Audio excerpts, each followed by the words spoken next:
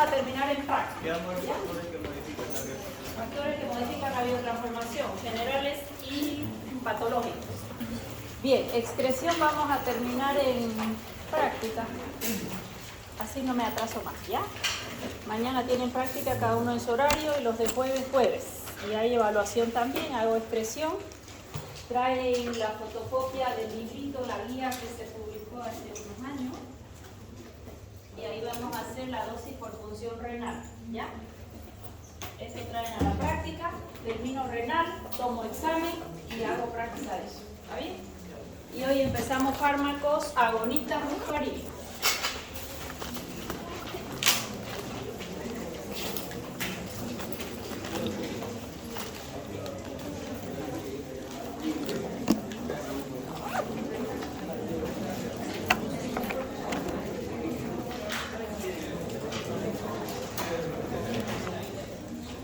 ¿Cuál es el comentario?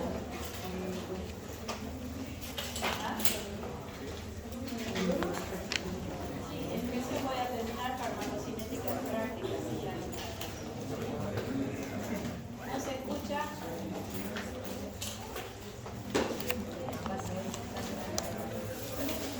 Bien, vamos a empezar fármacos agonistas muscarínicos.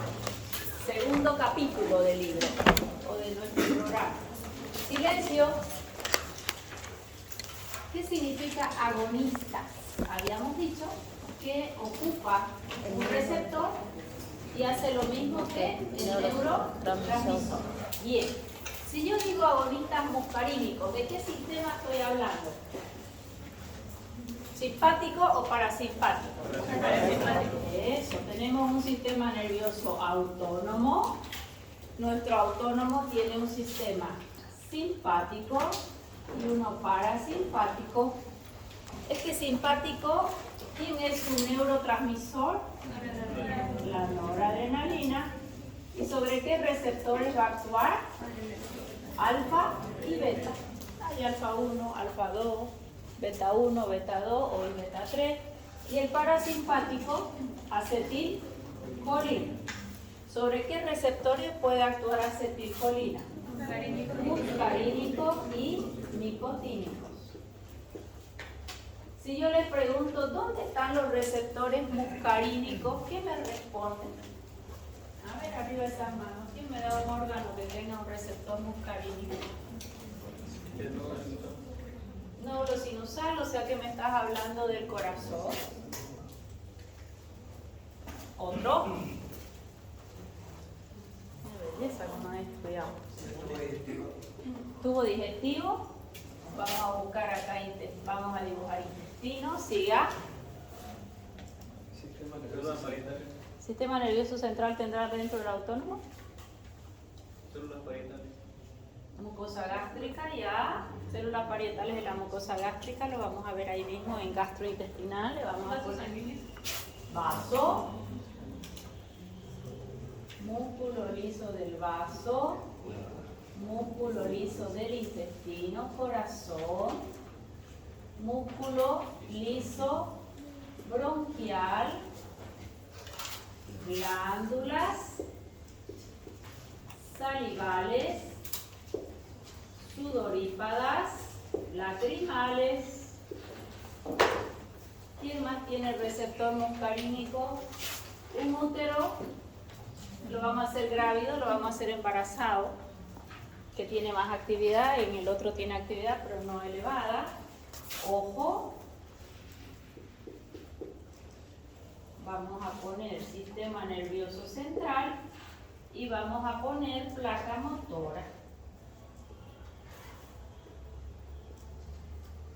¿Todos ellos tienen receptor muscarínico? Sí. Ahora vamos a repasar qué ocurría con los receptores muscarínicos. Acetilcolina en el receptor muscarínico, ¿estimula o inhibe? Esto me lo aprenden de una sola vez, estimula. Acetilcolina en receptor muscarínico hace una estimulación. Hay una excepción. ¿Quién es el excepto? Donde hay una inhibición.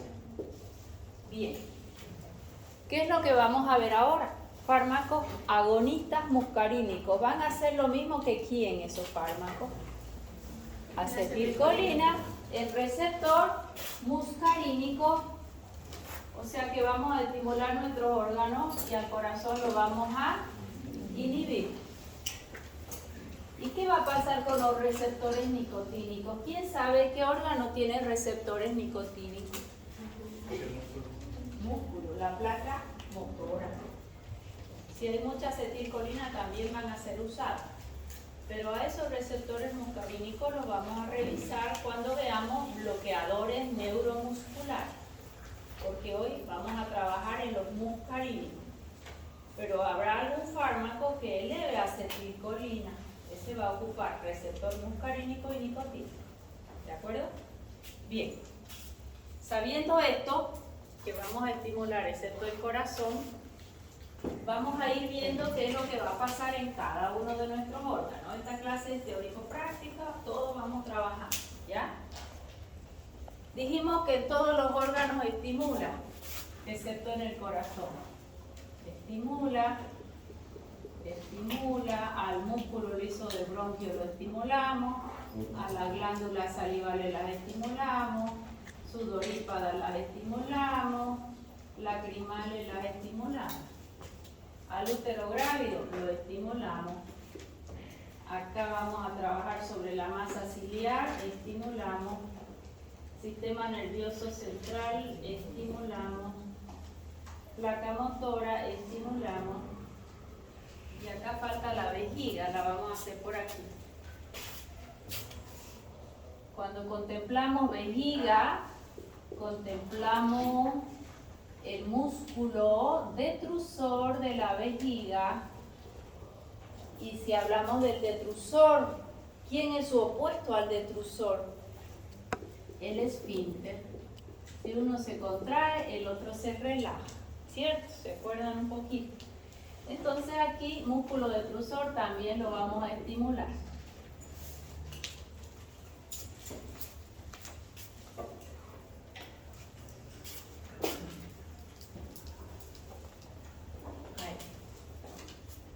Al simpático lo dejamos de lado y nos quedamos con el parasimpático.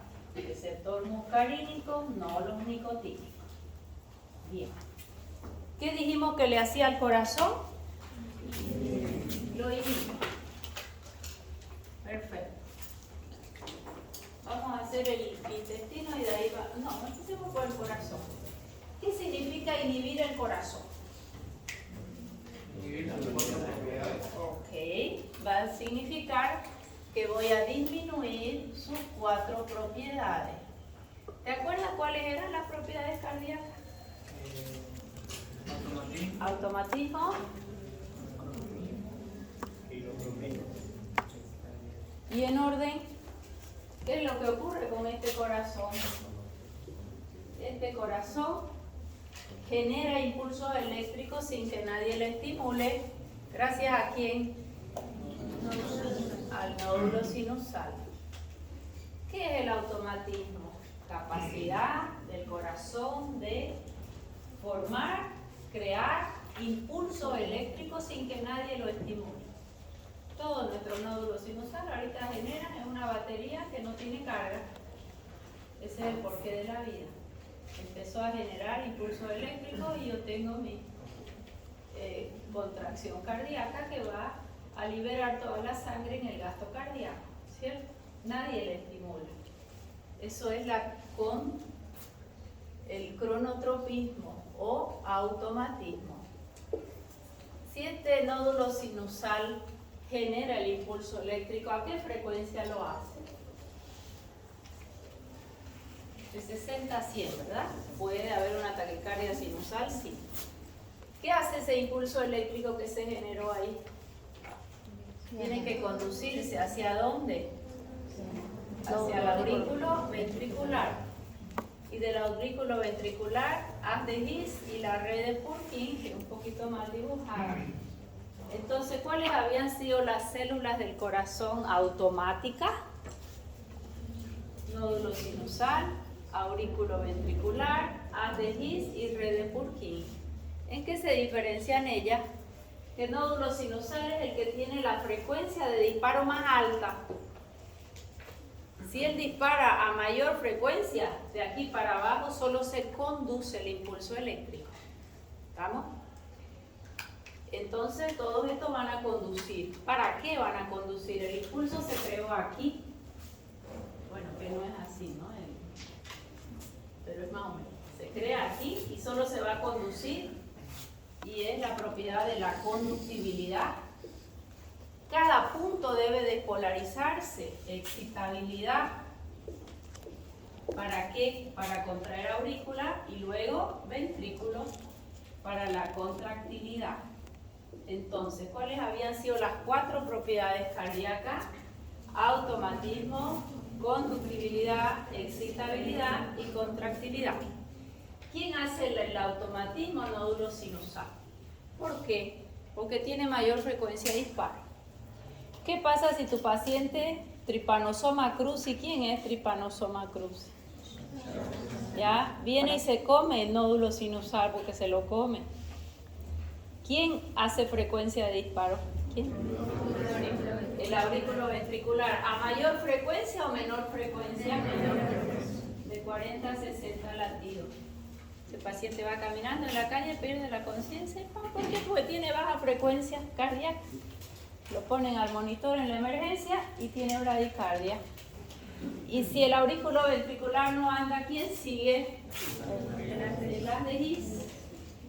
Y finalmente, la red de Purkinje, casi 10 latidos por minuto, casi incompatible con la vida. Este lo hace un poquito más alto. Todas esas células son mis células capaces de generar impulso eléctrico. Este es el sistema automático. Se produce el impulso y se conduce. Bien. Entonces, si acá decimos que disminuye las 4 propiedades cardíacas, ¿qué es lo que va a disminuir?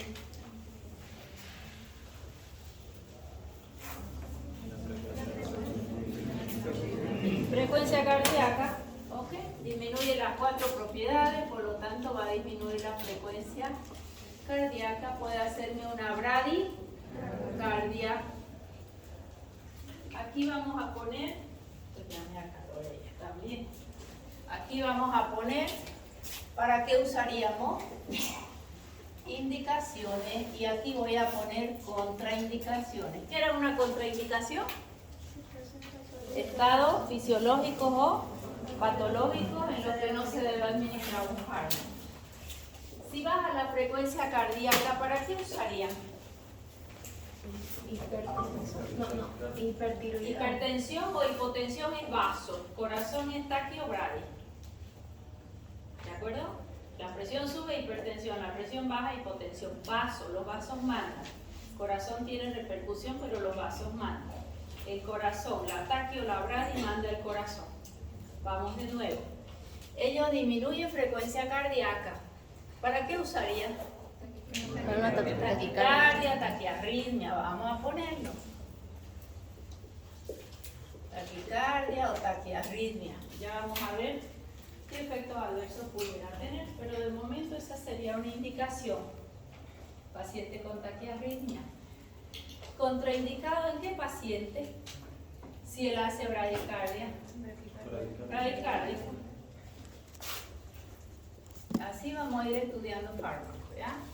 ¿Qué fármacos son estos? Agonistas muscarínicos. Después de que veamos los efectos, recién vamos a estudiar sus nombres. Músculo liso intestinal se estimula. ¿Cómo yo pienso que es la estimulación? ¿En qué se traduce estimular el músculo liso intestino? Contracción, peristaltismo. Vamos a aumentar peristaltismo. Aumentan también las secreciones gastrointestinales. Aumentan las secreciones gastrointestinales. Se estimula célula parietal y aumenta la producción de ácido clorhídrico. Aumenta el ácido clorhídrico. Aumenta las secreciones gastrointestinales también. Si él aumenta el peristaltismo, este efecto es muy marcado. ¿Por qué? Porque receptores muscarínicos, intestino lo tiene en abundancia. Él manda. ¿De acuerdo? él siempre va a mandar en receptor, en intestino. Mucho muscarínico, poquito del simpático. ¿Está bien? Si aumenta el peristaltismo, ¿para qué lo usarían? Para estreñimiento. Pero le vas a hacer bradicardia y acá hay muchos otros efectos. ¿Qué haría yo en estreñimiento? ¿Qué es lo primero que haría en estreñimiento? A ver, tenemos el paciente acá y viene por estreñimiento. Hoy vino una paciente que evacúa una vez a la semana. Antes de hidratarla. ¿La causa? Ya. Tenemos que primero buscar la causa. ¿Y cómo lo voy a saber? Aprendan esto siempre. Si ustedes escuchan a su paciente, tienen el 80% del diagnóstico. Empieza a hablar, estreñimiento, ya le están prescribiendo. Yo tengo que saber escuchar. ¿Y qué voy a preguntar? Voy a intentar buscar la causa. ¿Cuáles son las causas de estreñimiento?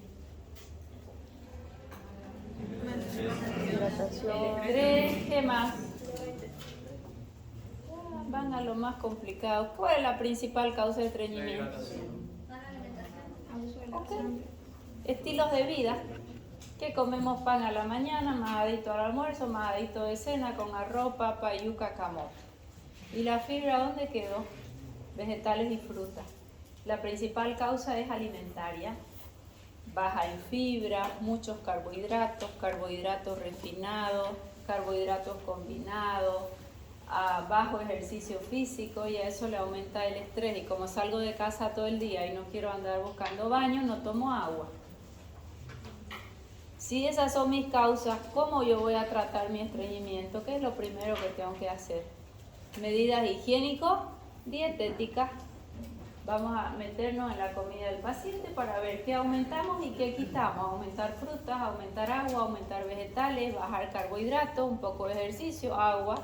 Es la principal causa. Generalmente con eso funciona. Si no funciona, ya recién iré a un grupo de fármacos llamados laxantes. Hay desde lo menos agresivo hasta el más agresivo. Cuando digo menos agresivo, laxante osmótico, laxante de volumen, de masa, no se acostumbra al intestino, no voy a tener evacuación en 30 minutos. Voy probando eso, si ya cambia hábito. Y finalmente, si con todo eso no alcanzo, porque es un colon chagásico, recién usaré probablemente un estimulante que lo que hace es agredir el colon para que el colon se mueva y evacúe. ¿De acuerdo? Pero si yo doy este fármaco, ya van a ver ustedes que va a tener muchos efectos adversos. Bradicardia tenemos recién, los otros ya los vemos ahí mirando. A ese precio no le movemos el intestino. ¿Lo quiero bradicárdico? No. ¿Lo quiero hipertenso? Va a salir hipertensión. No, ¿verdad? Entonces, generalmente las causas son otras. Más que patología cursa con un intestino quieto. Eso ya es gravedad, no es lo mismo que estreñimiento. A este paciente le han operado el intestino. ¿Qué quiere el cirujano cuando operan el intestino? ¿Qué le pide al anestesiólogo? Déjeme usted quieto el intestino para que yo opere, y le dan un fármaco que se llama atropina, que en lugar de ser agonista muscarínico, ¿qué es? Antagonista. Ya lo vamos a estudiar. Además se lo dan porque él va a secar todas las secreciones y al momento de intubar al paciente no se va a broncoaspirar. O sea que está contemplado dentro de la medicación preanestésica, no es anestésico. Va a preparar al paciente para meter el tubo y que no haya broncoaspiración, porque no debe haber ni una gota de saliva. Cuando has ido a cuidar a algún paciente de cirugía, ¿qué te pide el paciente? Todavía huele a anestesia, ¿no? Uno se acerca y el olor a anestesia. ¿Qué te pide? Agua. Pero el doctor dijo que no le den agua todavía. Aunque sea que me mojen los labios, dice, porque la sequedad que hay es extrema. ¿Gracias a quién? A atropina. ¿Y eso en el intestino qué hace? disminuye el peristaltismo y lo deja quieto. Si el cirujano siguió operando una cirugía muy larga, probablemente volvió a usar atropina. Y el intestino, quieto. ¿Qué es lo que pretende un cirujano cuando operó intestino? ¿Cuál es su preocupación? Va y lo envía a su paciente. ¿Qué le pregunta? Si fue al baño. ¿Cuánto Se fue al baño de lo de menos, porque estaba acostado. ¿Botó gases?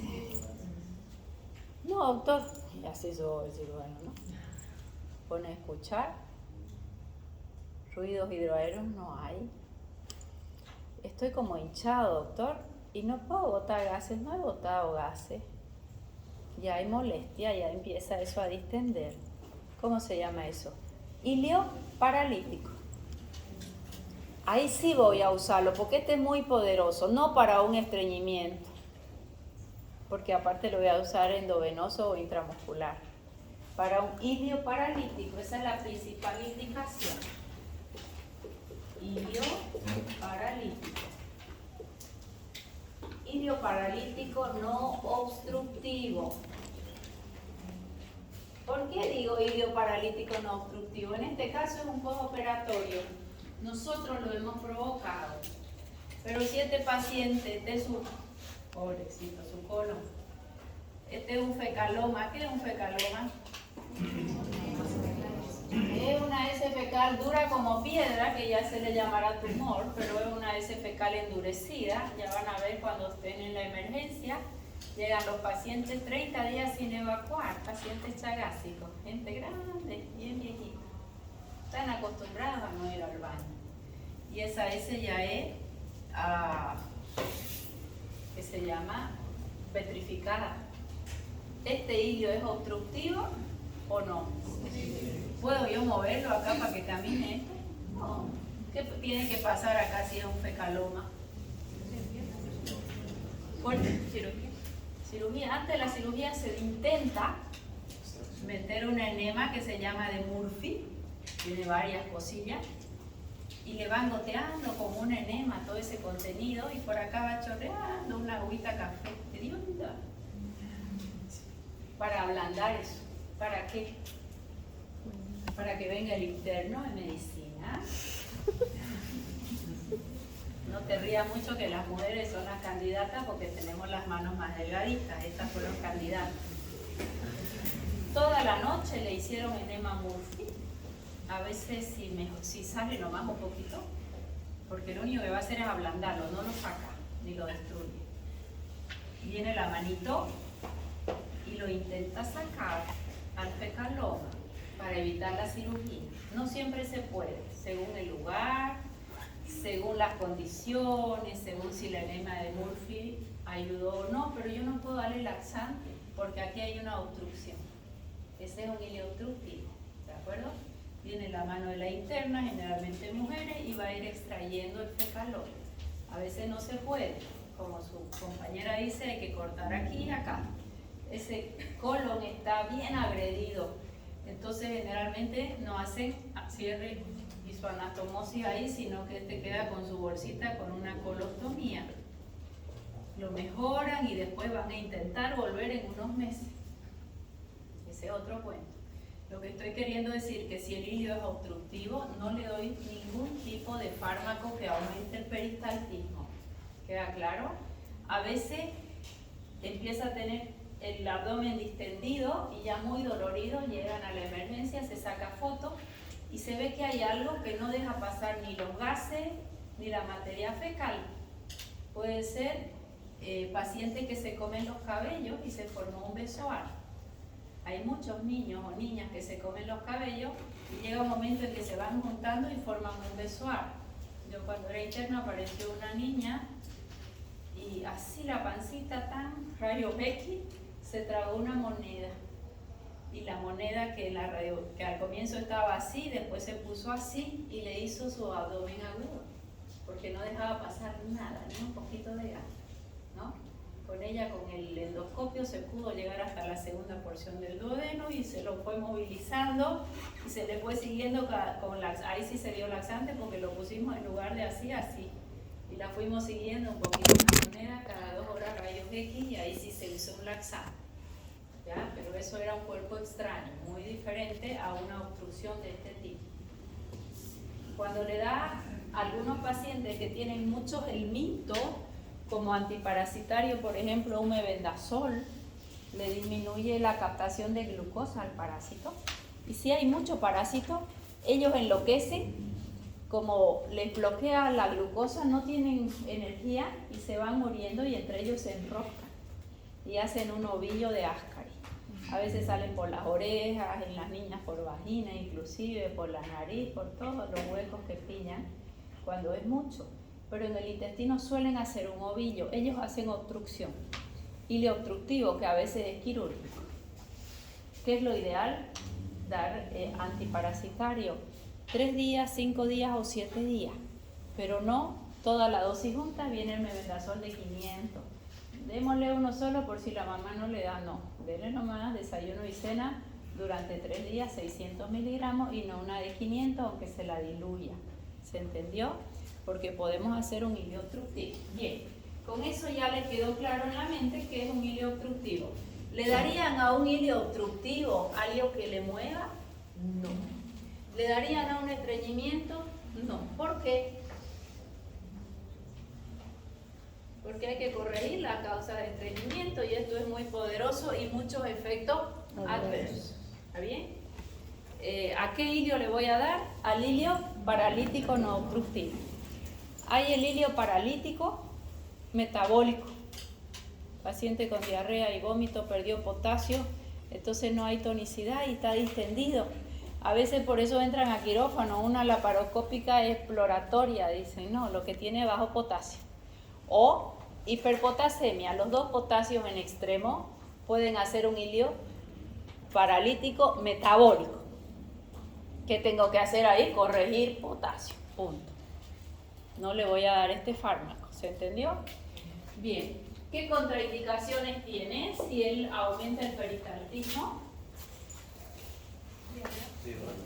Contraindicado en diarrea, pero bueno, una contraindicación muy relativa, ¿no? Ya, en diarrea. Vamos con el vaso. Este es el diámetro del vaso. ¿Qué se llama la estructura más interna del vaso? El endo. Todo ese es mi endotelio. El endotelio es lo que más deben cuidar en un paciente. Endotelio se inflama y todo colesterol y triglicéridos, aunque no esté alto, que pasa por ahí, se va a quedar y va a formar placa. Y si la comida es hipercálcica, como son nuestras comidas, la placa se calcifica. ¿Qué más van a cuidar en su paciente? Es el endotelio. ¿Y qué es lo que más inflama el endotelio? La comida, la nutrición del paciente. Comidas inflamatorias. ¿Qué es una comida inflamatoria? ¿Puede contener histamina? ¿Histamina? La histamina es más para intestino y de ahí filtra con un DAO para que pase menos. ¿Qué es lo que inflama el endotelio? Carbohidratos refinados, azúcares refinados, las grasas insaturadas, no, insaturadas no, grasas saturadas, las margarinas, los fritos, todo eso lo inflama el endotelio. Yo puedo tener un colesterol muy alto, ok.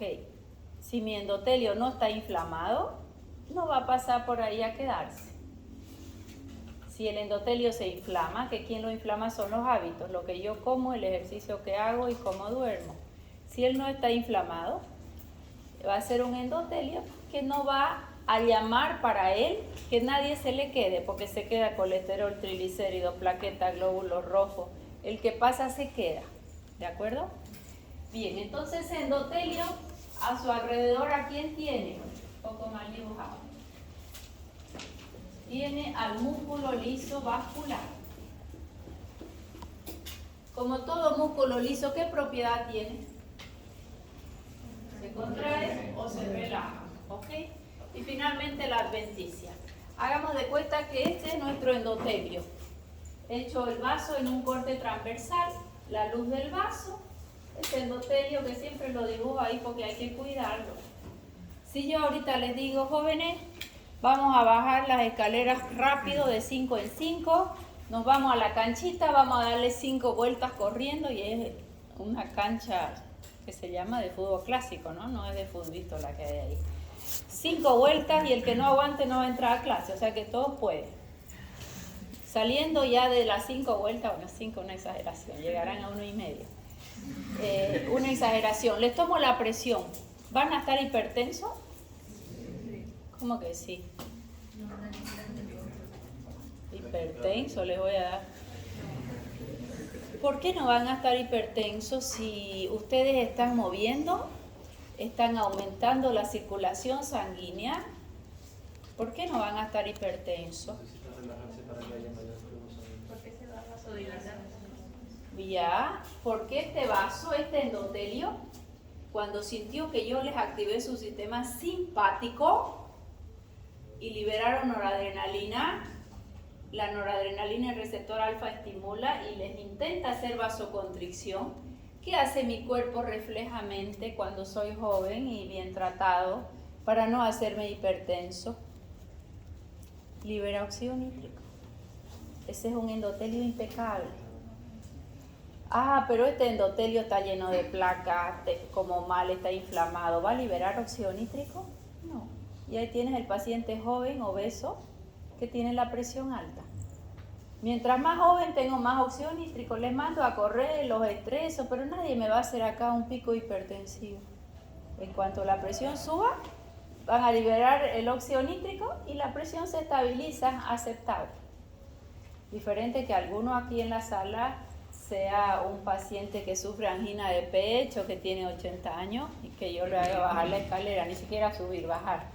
Debe hacer una crisis. ¿Cómo está su endotelio?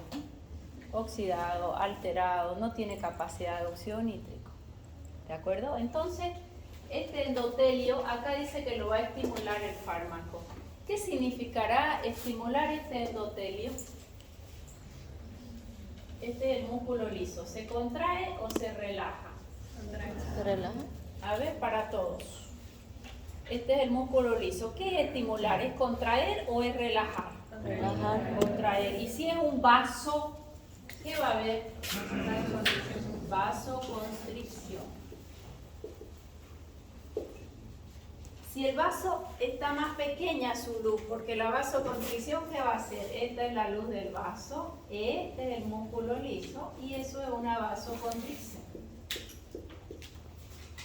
La luz del vaso es más pequeña. Si la luz del vaso es más chiquitita, para pasar por ahí la sangre, ¿encuentra mayor resistencia o menor resistencia? Mayor.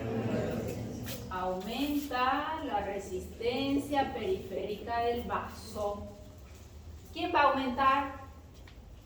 Cuando aumenta la RPB. La presión. Si yo sé que la presión arterial es igual a resistencia periférica del vaso por el gasto cardíaco, que es el volumen minuto cardíaco, ¿qué va a pasar aquí si aumenta la RPB? ¿Quién aumenta? Presión arterial. Aumenta la presión arterial. Entonces, ¿qué hace un agonista muscarínico en el vaso? Estimula, profesora. ¿Y si estimula, qué hay? Vasoconstricción. ¿Y si hay vasoconstricción, quién aumenta? Resistencia periférica. ¿Quién aumenta? Presión arterial. ¿Ya? Si algo no se entiende, me lo preguntan ahora, es teórico práctico de la clase. Si razonan esto bien, aprender los nombres es muy fácil. Este razonamiento lo van a tener para toda su vida. Se van a recibir de acá a unos años con suerte y justo sale un fármaco nuevo y te dicen, a ver, decime su mecanismo de acción. Es agonista muscarínico, te van a decir, en corazón va a disminuir las 4 propiedades. En el vaso va a haber una elevación de presión arterial. En el intestino va a haber un aumento del peristaltismo. Puede haber heces diarreicas y dolor tipo cólico si la dosis es alta. Heces diarreica y dolor tipo cólico. En el vaso que había, Acumulación. ¿Qué produce? Vasoconstricción. A ver, con un poquito más de energía. ¿Qué produce? Vasoconstricción. Si hay vasoconstricción, ¿quién se eleva? RPB. Si RPB se eleva, ¿quién se eleva? Listo. ¿Para qué lo usarían? Para hipotensión. Voy a poner el interrogante. ¿Por qué? Porque le va a dar bradicardia, le va a hacer